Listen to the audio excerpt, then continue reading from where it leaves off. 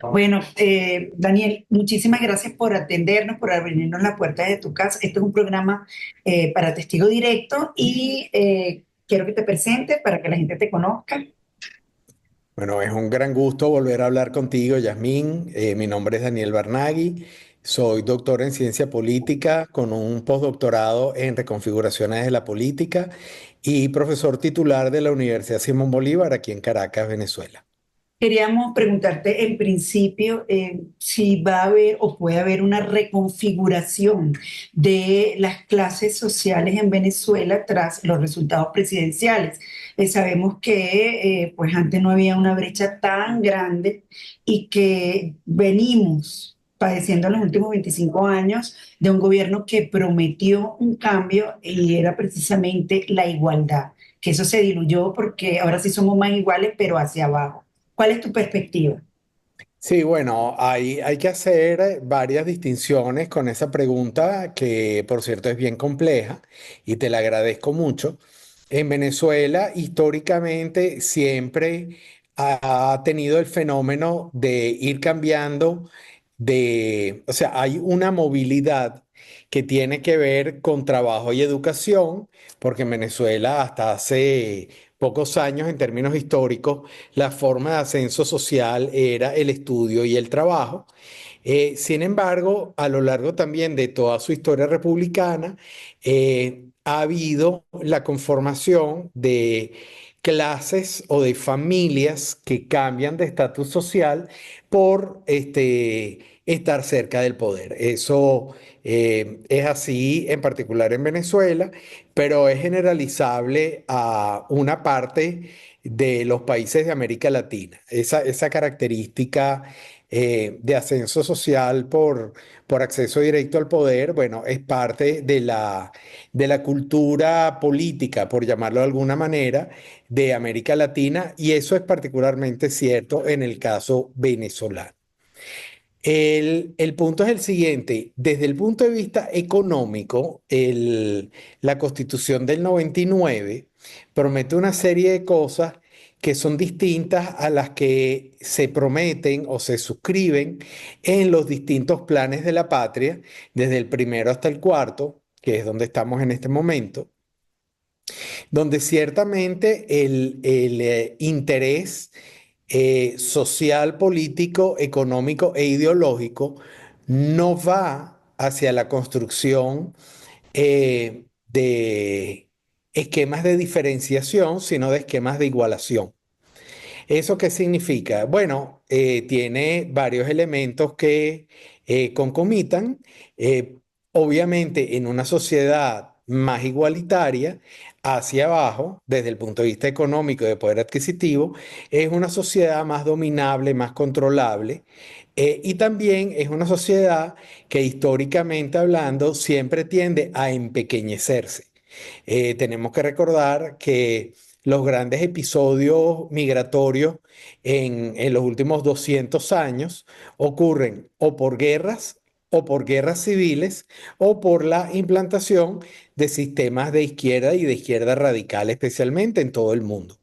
Eso es lo que explica los tres elementos que explican las grandes migraciones. En el caso venezolano, este, cerca de lo que fue un tercio, ya hoy en día es un cuarto de la población venezolana, cerca de unos 8 millones de venezolanos han tendido a emigrar porque justamente la disminución de la capacidad adquisitiva hace que, bueno, tiene que haber uno o dos miembros de la familia, a menos que sea la familia completa, la que busque beneficios fuera de la frontera.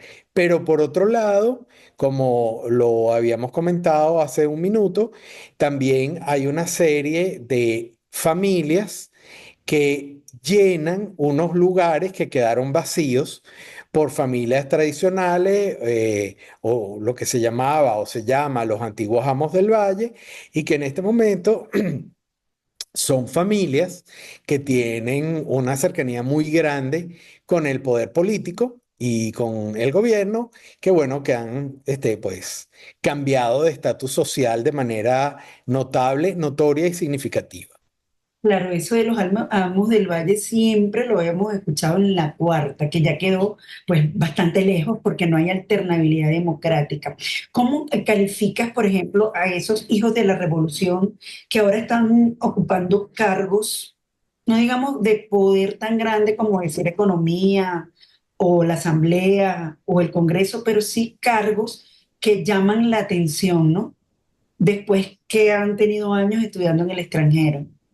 Sí, bueno, allá hay una paradoja, porque para tratar de ser lo más objetivo y más científico posible, hay algunas personas que recibieron una instrucción y una formación académica realmente envidiable en otros países, porque la revolución, entre comillas, o en algunos casos en particular, sustituyó, y estoy siendo sarcástico, a lo que fue este, la, las becas de Fundayacucho, que como nosotros sabemos en Venezuela, tuvieron un papel crucial, importantísimo en el desarrollo tecnológico del país, porque mandaba a excelentes estudiantes y profesionales a hacer pregrado, especialización, maestría y doctorado en las diversas latitudes del mundo, las mejores universidades, y regresaban a Venezuela para poner en práctica eso. Y en parte a eso le debemos el extraordinario desarrollo que hubo tanto en las industrias básicas como en el sector petrolero y petroquímico venezolano. Entonces, bueno, sí, hay algunos miembros eh, hijos de lo que usted acertadamente llama la revolución, que tuvieron unas oportunidades increíbles. Aquí no estamos discutiendo si fueron bien habidas o mal habidas, pero fueron unas oportunidades de formación académica y donde están regresando al país y donde se les da cargos, en algunos casos de gerencia media, en otros de una gerencia un poco más alta, y en algunos casos ha sido exitoso, pero en otros ha sido también un gran fracaso, porque en algunos casos no hay esa formación de otras personas, sino que lo que hay es una situación de oportunismo familiar y de nepotismo que en Venezuela, bueno, es una enfermedad muy conocida, no solo desde la época de la revolución, sino de mucho antes también. La diferencia es que antes ese nepotismo era básicamente, pasaba por el filtro de la meritocracia y ahorita no pasa por el filtro de la meritocracia o no siempre. Y que tampoco significaba el empobrecimiento de la sociedad en general. Chávez mintió. Bueno, sí y no, porque Chávez siempre prometió una sociedad igualitaria. Muchas personas tomaron esa promesa como que se iba a igualar hacia arriba, es decir, que los pobres iban a ser ricos, pero cualquier persona que haya estudiado un poco de ciencia política o entienda lo que son los sistemas de izquierda son sistemas de dominación social y la dominación social se logra a través del miedo y de la pobreza. Entonces, obviamente, el empobrecer a toda una nación es una clara, no es un error de políticas, no son equivocaciones sumadas, sino es una clara estrategia de dominación de la sociedad, porque bueno, es mucho más fácil dominar a la gente empobrecida y hambreada que lo contrario. Entonces, bueno, no mintió porque sí se hizo una igualación, pero nuestras expectativas eran que la igualación iba a ser hacia arriba y por supuesto fue hacia abajo, lamentable y trágicamente. ¿Cómo ves el panorama económico con chavistas o maduristas, como lo quieran ver, dueños de empresas a través de testaferros o no, por un lado, y ese empeño de Maduro del milagro económico a través de los emprendimientos? Sí, esa pregunta también es muy relevante porque me permite hacer una diferenciación. Eh, Hubo varios periodos del chavismo. Los primeros años del chavismo eh, había un direccionamiento, por supuesto, para la construcción de un sistema de izquierda, etcétera, pero la progresión al irrespeto de la propiedad privada fue paulatino. Ese sistema económico que estaba imperando hasta el 2012, mientras estuvo vivo el expresidente Chávez, sí buscaba a través de controles de precios, controles de cambio de una economía profundamente centralizada y controlada, buscar la implantación de un sistema económico de izquierda radical. Eh, ¿Qué pasa con el madurismo? El madurismo se enfrenta a una serie de procesos hiperinflacionarios, mega devaluacionistas, que hicieron que tuviera que hacer replanteamientos con respecto a cómo manejar el sistema económico para garantizar la propia estabilidad en el poder del sistema que actualmente tenemos. Entonces, ¿qué es lo que pasa? Hoy en día hay una especie de coexistencia de varios elementos que concomitan. Uno, acuerdos importantes con viejas y nuevas élites económicas, donde se busca profundizar, eh, que ambas partes se beneficien entre sí. Hay una serie de acuerdos tácitos, por ejemplo, de intentar frenar la devaluación del bolívar, intentar detener o minimizar la inflación por métodos que yo prefiero llamar artificiosos, donde hay una profunda intervención del Estado, donde ciertamente hay en una tasa menor expropiaciones, pero lo que usted dice es muy importante, donde se busca el modelo comunal, se quiere, aunque fue rechazado en la consulta que se hizo constitucional, hoy en día se busca reimplantar, digamos, un poco por la puerta de atrás. Yo pienso que de continuar este sistema político después del 10 de enero, bueno, nuevamente vamos a volver a escuchar la economía comunal, las organizaciones comunales, porque es el modelo fundamental, tanto social como ideológico y económico, que está en la mente de los jerarcas que son los que llevan este modelo o este sistema. Pero, pero, ciertamente hay algunos mínimos espacios en los cuales, por ejemplo, lo que usted llama los emprendimientos están teniendo cabida, pero eso es parte de lo que es el concepto comunal. ¿Qué es lo que está teniendo menos espacio? La economía corporativista, la economía de las grandes empresas, la economía de las grandes corporaciones que pudieran venir a participar del mercado venezolano. Eso ya está mucho más restringido. Y es una lástima porque obviamente en una economía donde participen transnacionales foráneas, el beneficiado es el país. Es decir, que a pesar de que hay esta esperanza del 28 de julio, ya es algo político, es difícil una reconfiguración de las clases sociales que tú decías al principio que me llamó mucho la atención porque yo soy de eso, de ascender socialmente a través del estudio. Sabemos que siempre la corrupción ha existido, pero en esta parte como que no da cabida a nada más. Sí, bueno, el tema de la corrupción es un tema muy serio. En Venezuela se han hecho mediciones de confianza interpersonal y en las instituciones desde el año 1973. Y ciertamente los niveles de confianza en Venezuela han sido bajísimos, muy, muy bajos. Y uno de los protagonistas de las razones por la cual esa confianza es tan baja es porque siempre la corrupción ha permeado. Antes, la corrupción era cogollística. Eso es una palabra que acabo de inventar, ¿no? Y en general, la corrupción era mal vista socialmente, pero en este momento pareciera que hay una especie de corrupción normalizada. Y en parte la culpa es, por ejemplo, que funcionarios digamos, operativos de distintos ámbitos en el sector público, ganan tan poco dinero, su sueldo es tan extremadamente bajo, que bueno, algunos recurren a buscar dos, tres trabajos, pero otros recurren a otras prácticas.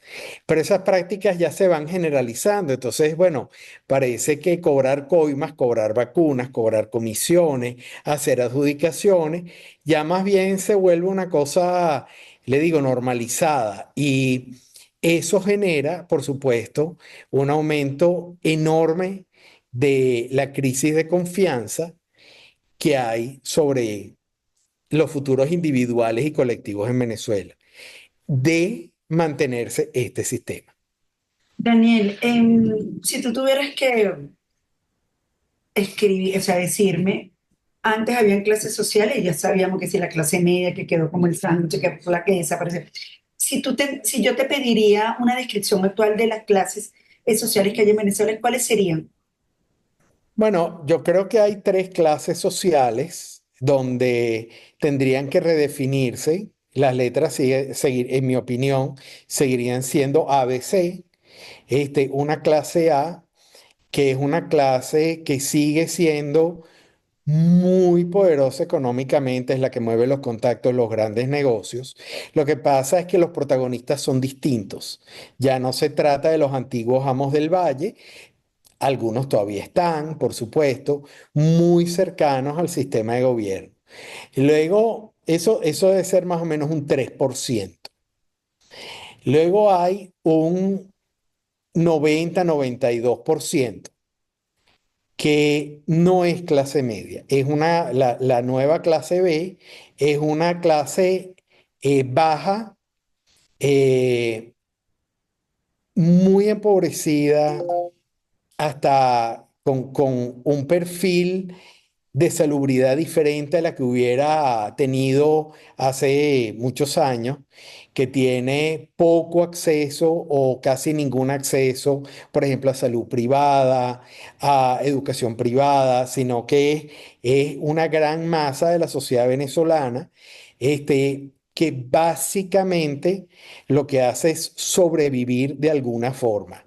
Y eso debe ser más o menos como entre el 90 y el 95% de la población.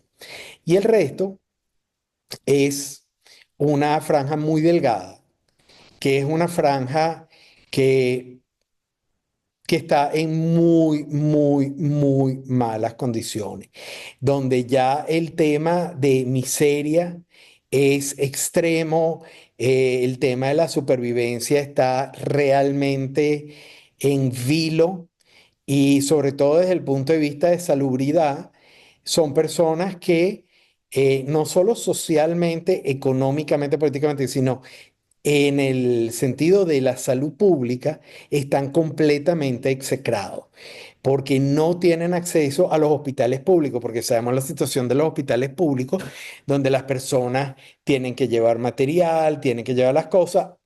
Parte del servicio es gratuito, pero los insumos los tiene que poner. Bueno, ese otro grupo es un grupo que simplemente no tiene ninguna posibilidad de tener acceso ni siquiera a esa salud pública. ¿Por qué pienso que ese número es tan pequeño? Bueno, porque dentro de ese 90 y pico por ciento del cual estábamos hablando, en realidad es una banda. No, no es una línea, es una banda donde hay gradaciones, pero que desde el punto de vista de los parámetros económicos mundiales se definen como pobres. Incluso la parte de más arriba de esa capa no corresponde con los criterios internacionales de lo que se denomina clase media, sino clase baja, y de ahí hacia abajo. Bueno, en medio de esa descripción aberrante, ¿no? Porque eso fue progresivo en los últimos 25 años.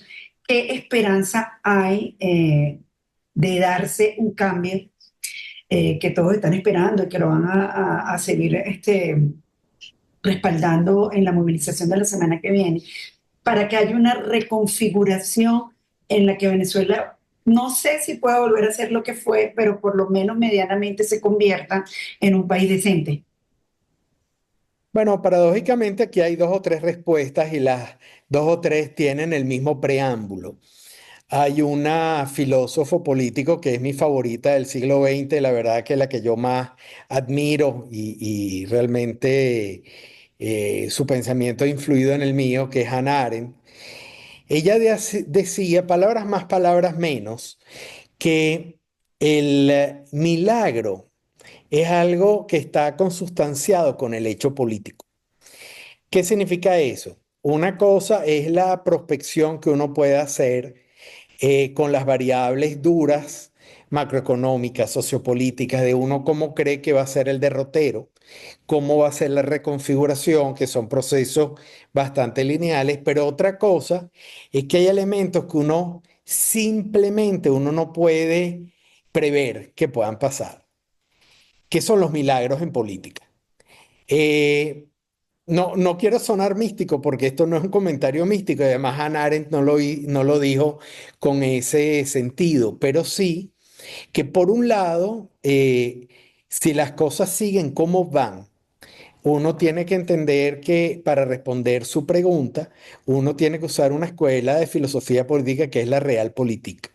La Realpolitik es una escuela de pensamiento que saca conclusiones con base en los hechos y no en las intenciones. Y bueno, este sistema que tenemos en este momento en el país es un sistema militar, radical de izquierda, donde hay muchos rostros civiles muy importantes que todos conocemos, pero la lógica, la filosofía y el tendido que está por detrás de esos rostros civiles es el estamento militar que apoya plenamente el sistema y que busca que continúe. Entonces, eso es por la Realpolitik. ¿Dónde está la otra cara de la moneda o Hannah Arendt o el milagro en política? Que usted y yo estamos conversando ahorita, pero en realidad nosotros no sabemos qué conversaciones confidenciales o privadas están ocurriendo en distintas partes del mundo para intentar ayudar a Venezuela desde afuera y desde adentro.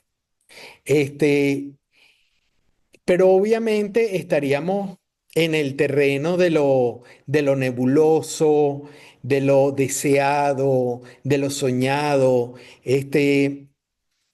Obviamente cuando las instituciones no están separadas, hay un sistema hegemónico, un sistema centralizado que obedece a una sola égida, ya vemos, y lo vimos recientemente con las elecciones, que bueno, los sistemas hegemónicos tienen en realidad un solo poder, pero tienen muchos nombres. Entonces, bueno, el milagro sería que de la noche a la mañana, bueno, por un lado, se reconociera lo que ya todos sabemos. Por otro lado, que el estamento militar entienda o decida volcarse hacia una lealtad constitucional, institucional y no personal.